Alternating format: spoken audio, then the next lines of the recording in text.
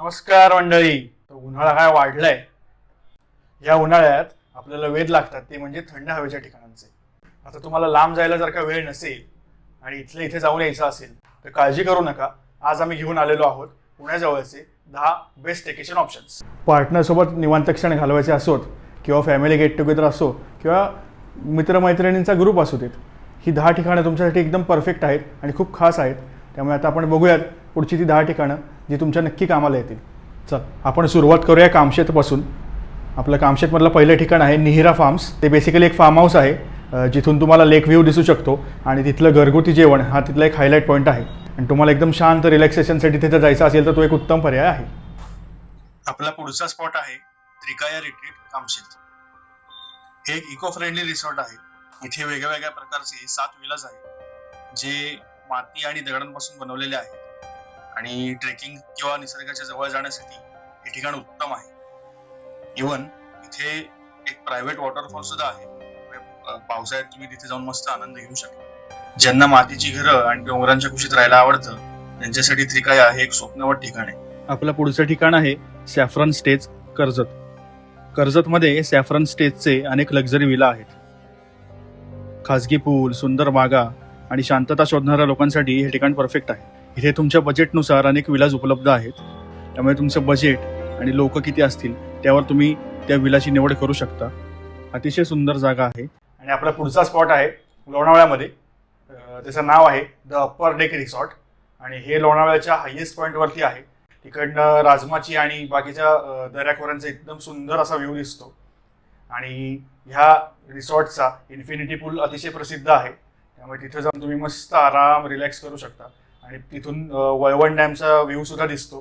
त्यामुळे ते बघत बघत मस्त नुसतं निवांत पडून राहिलं तर एकदम छान वेळ जाऊ शकतो तुमचं. आपलं पुढचं ठिकाण आहे ते म्हणजे गोल्डन फील्ड रिसॉर्ट मुळशी. हे ठिकाण हे रिसॉर्ट मुळशीच्या बॅकवॉटर्सच्या जवळ आहे आणि ते ठिकाण अतिशय शांततेसाठी मस्त आहे.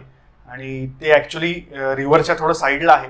त्यांनी रिसॉर्टमध्ये एक बाग केलेली आहे आणि तिथे मस्त झाडे वगैरे आहेत आणि त्याच्या आजूबाजूला मस्त असे बेंच केलेत बघायला. आणि तिथून तुम्ही त्या नदीचा मस्त असा व्ह्यू बघत छान आपलं चहा कॉफी घेत मस्त एन्जॉय करू शकता ते. आता आपण जाऊयात भोरमध्ये.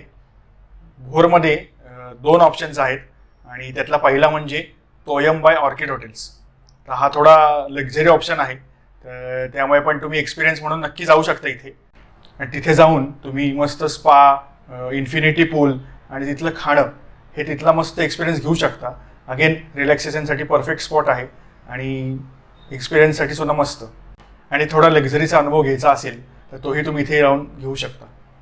आता भोरमधला आपला पुढचा स्पॉट आहे वॉटर रॉक नेचर रिट्रीट.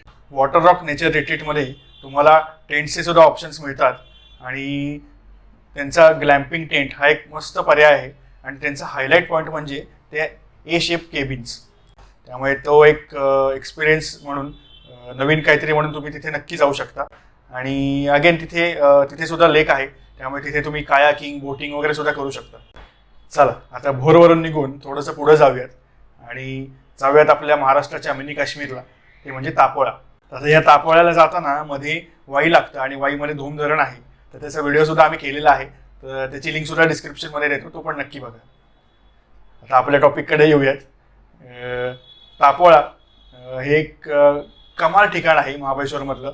महाबळेश्वरच भारी आहे. तापोळ्यामध्ये कोयना धरणाचं बॅकवॉटर आहे आणि तिथे ब्राऊनस्टोन रिसॉर्ट नावाचं एक रिसॉर्ट आहे.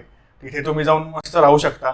आणि अगेन हे सुद्धा लेक साईड असल्यामुळे तिथे तुम्ही बोटिंगचा किंवा कयाकिंगचा अनुभव घेऊ शकता आणि तुमचा वेळ आरामात निवांत रिलॅक्समध्ये घालवू शकता. महाबळेश्वरमधलंच आपलं पुढचं ठिकाण आहे शांभोला रिसॉर्ट. हे ठिकाण सुद्धा अतिशय कमाल आहे आणि हे सुद्धा बऱ्यापैकी वरती आहे. जवळपास समुद्र सपाटीपासून 1350 मीटरवरती आहे. त्यामुळे इथे उन्हाळ्यात सुद्धा थंडी वाजू शकते आणि तिथे जाऊन सुद्धा तुम्ही मस्त रिलॅक्स आणि एकदम आनंदात तुमचा वेळ घालवू शकता. And last but not the list ते म्हणजे सुखारण्य बाय द लेक.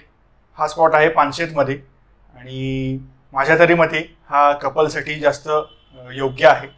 कारण त्यांचे जे काही त्यांचे रूम्स आहेत त्या मस्त लेक व्ह्यू आहेत आणि तिथे बसून तुम्ही तुमच्या पार्टनरसोबत मस्त क्वालिटी टाईम स्पेंड करू शकता.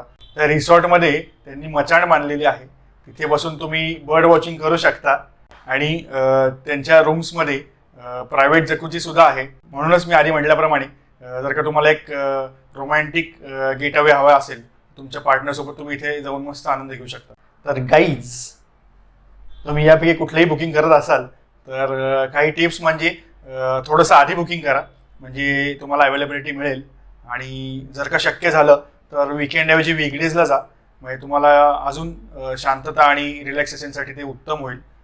आणि जर का ग्रुप मोठा असेल तर त्यांच्याबरोबर तुम्ही बोलून निगोशिएट सुद्धा करू शकता, जेणेकरून तुम्हाला पर पर्सन रेट कमी येईल. तुम्ही आम्हाला इंस्टाग्रामवरती सुद्धा फॉलो करू शकता, हे आमचं इन्स्टा हँडल आहे. तर कसा वाटला हा व्हिडिओ? या सांगितलेल्या ठिकाणांपैकी तुमचं आवडतं ठिकाण कोणतं हे आम्हाला कमेंटमध्ये नक्की सांगा. व्हिडिओ जर का आवडत असेल तर चॅनलला प्लीज लाईक, शेअर आणि सबस्क्राईब करा. तोपर्यंत बाय बाय, भेटूयात पुढच्या व्हिडिओत. Happy staycation.